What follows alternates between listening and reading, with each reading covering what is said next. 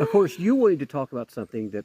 Oh yeah. The very interesting phone call that we listened to on the Dave Ramsey show. Dave Ramsey show. We listen to the Dave Ramsey show. Yeah. Once in a while. We do, and Dave has tremendous advice for those of you that may be in debt or looking for a way out. You may not agree with everything he says, but some good advice he does give. But he also deals with just plain old life issues. Yes. And that was this particular call caught our attention because it was about cultural differences. Yes, it's someone who had married another person from a different culture. Mm-hmm. And that caught our attention, of course, because we're from different cultures. Mm-hmm. And I found it, I think you found it more interesting than me, or I just found it because it's something that I know happens in the different cultures that I have experienced. Right. It wasn't, some of the details, which we'll talk about, were not as shocking to you as they were to me. It was like, you have got to be kidding me. This is what this guy and girl went through to get married. Well, you want to share with them a little bit about what they were facing in terms of getting married. So this is what happened. So the guy calls.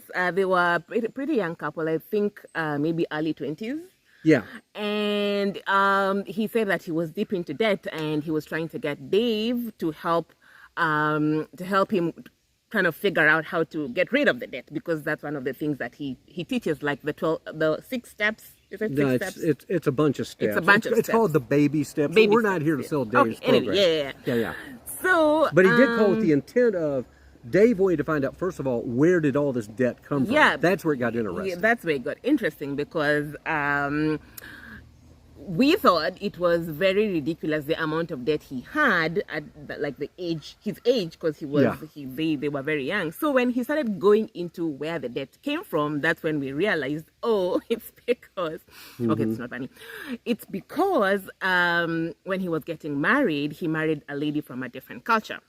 Now, we were not told which culture this was, but he ended up paying like an absurd amount of money for dowry. Well, tell and them the how dowry much. was in gold, right? The dowry alone. And dowry is something that I know about because I come from a culture where you have to pay dowry. Mm-hmm. But you never heard of dowry before you met me. Did you ever hear of dowry before? No. In fact, when Nicole and I were going through our premarital counseling and everything, and then before that, though, I called to talk with her family about me marrying her because I wanted their blessing and such. And I told you there would be a request for dowry. Yeah, she told us there's going to be a request for a dowry, and I'm like, wait a minute, hang on. So let me get this straight. I pay the families, and Nicole starts off going, well, it could be something like a goat. It could be a. I'm like, what? How do I ship a goat overseas to everyone? I'm not very. I'm not very educated in terms of like how the dowry negotiations usually go, because it's usually a man's thing. Like, I've been to the traditional weddings where dowry is being negotiated, but women generally are not usually allowed, because it's usually like the uncles and the brothers who get into the dowry negotiations. Right. So I'm thinking, so in this call that do we want to finish our dowry before you get into their dowry? Oh, yeah. Oh, okay. We probably should tell them. And also, I want to also let it, when she says not educated in that, Nicole is very highly educated, folks. She has a degree and all that good stuff. But, but on the dowry, it was really very, very sweet, because basically, in different cultures. Yeah. First of all, where I come from, Kenya, we have more than 40 tribes, which means that's a different culture for every tribe that you run into.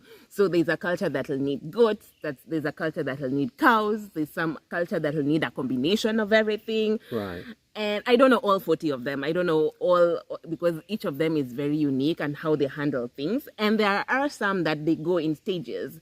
So like my culture, you'd go like, the first stage is something called a year, which is like accepting that, okay, this is now, I'm going to marry this person. And then now there's the actual dowry negotiations, which has also a different name.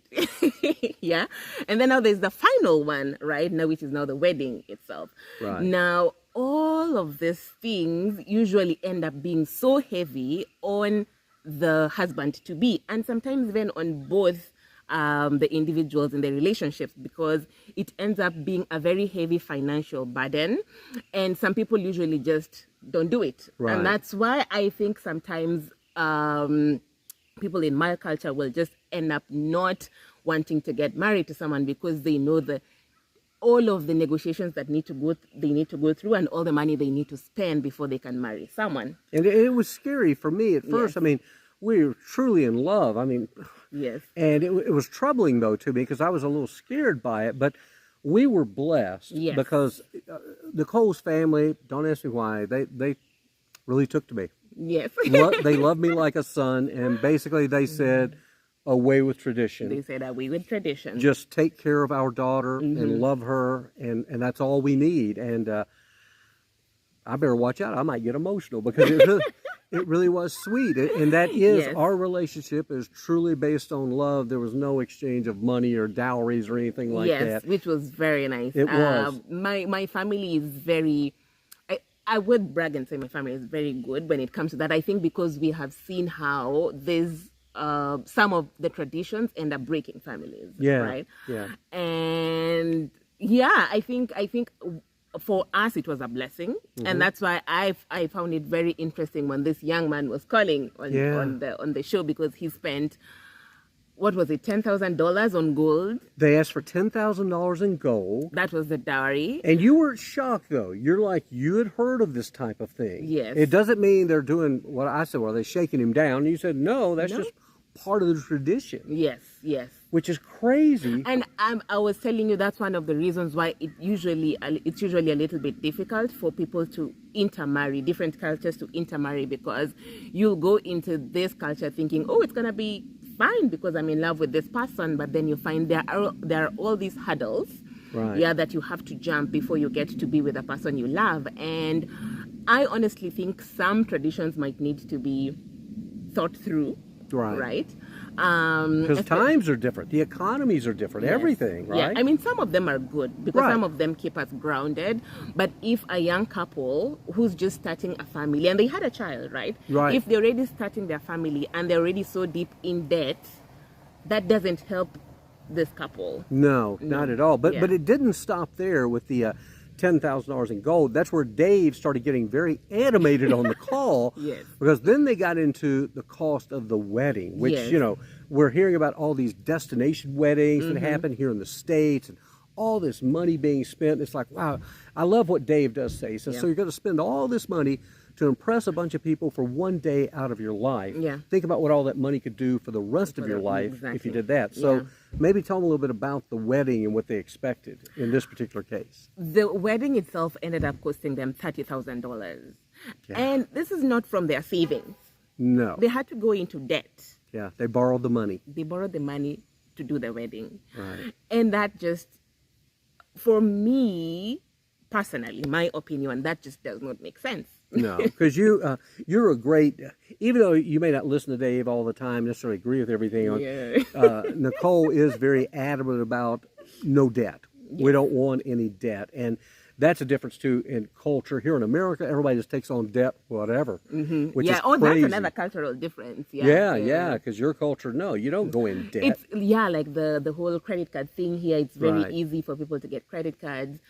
I don't think back home it's as easy to get a credit. Back home, most people don't even have bank accounts. Let's start there. That's a whole nother story that we talk. But now back to the couple. It ended up, though, Dave was pretty tough on him. Yeah, he ended up being very, very upset. Yeah, he was very upset, but you can't really blame him because if you call into that show, you got to know what you're calling into. Yes, and it's very interesting. Some people usually know that he's very strict, so they usually call him saying, please don't yell at me. And we've heard, though, he can be very compassionate, too. Yes, he can especially when he's dealing with, like, single moms that have had issues and broken families. Broken families, domestic violence. Yeah, he helps people as well. But this couple, I mean, it was a horrible way to start off, $40,000 in debt.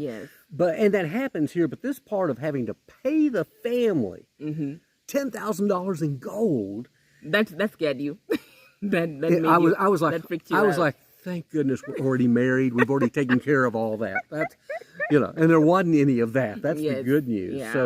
So what would be your advice to people? Maybe they're new to our channel and they're kind of interested in hearing about us because we have mixed two cultures here. What would be your advice to those couples? Well, my advice would be, first of all, you need to look at your own financial your financial abilities, right? Because my thing is that you know yourself more than other people know you, and it doesn't make sense to make other people happy and make yourself suffer. That's great advice. Yes, because if you suffer, you will not radiate, sunshine and laughter and joy whenever you meet other people. You'll always just be having this thing inside you that's eating you up. But oh well, everyone was happy at my wedding and it was all big and glam and whatever. But then the rest of your life, you're thinking, ooh, every month there's my check. There's a percentage of my check that's going to covering for that wedding that is now. Right. So it means you're off to a stressful start right off the bat. And Ramsey talks about oftentimes that the number one thing that will lead to divorce is financial stress. Yes. And so, that couple, we're thinking about them. They've started off $40,000 in debt. Dave, then, though, this is where he got pretty tough on. He says, well, she's going to need to go to work. Yeah. But I was just really... For that part, I'm not, because they just had a baby who was like 6 or 7 months old. Yeah. So that's going to be a little bit. If she could get something at home, maybe an online job, something like that. There are ways to get your way out of debt. And Nicole knows this about me, that years ago with Pam and I, we had a mountain of debt at one point, and it crippled our situation. But we had a good, strong marriage. We worked our way through it. We became debt-free. And that's the reason I've said never again that type of debt. I mean, I just don't want to do it because it is really hurtful. And if something comes up in life and you don't have a backup plan, well, there you go. But it is interesting, the cultural differences. I think we are so blessed, though, because both our families are very pleased with this relationship. We're very pleased with this relationship. and we always know, too, people probably watch this channel, they look at us, they're going, again, they look at us in that box. They put us in that box. How does that work with those two? That's interesting. And maybe people would also wonder, like, how much did we spend on our wedding, and was it a glamorous wedding? No, we had a very nice wedding. We had a little church wedding. Yes. We did it online for people. Yeah. We it was a very simple, nice wedding. Yeah. I don't even think we spent maybe $400 or $500 total. No. Yeah. We didn't spend more than that. Nicole got a pretty new dress, I remember. Yes. We had you bought a beautiful candle set that we had up there. I was so adamant with my candle. The candle set. I think that was... But then with the money we saved, we took a nice little honeymoon trip. It wasn't a big trip. It was like 3 or 4 days. Yes.